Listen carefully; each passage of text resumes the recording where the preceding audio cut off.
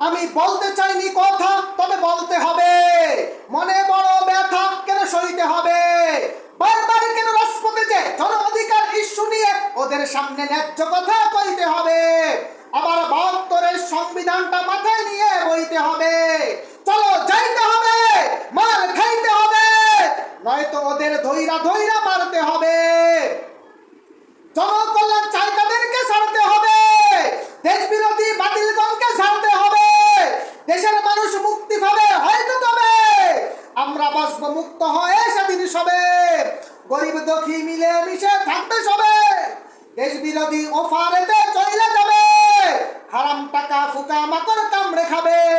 আমি বলতে চাইনি কথা, তবে বলতে হবে। মনে বড় ব্যথা, কেন সইতে হবে? বারবার কেন রাজপথে যে জন অধিকার ইস্যু নিয়ে ওদের সামনে ন্যায্য কথা কইতে হবে? আবার ৭২-এর সংবিধানটা মাথায় নিয়ে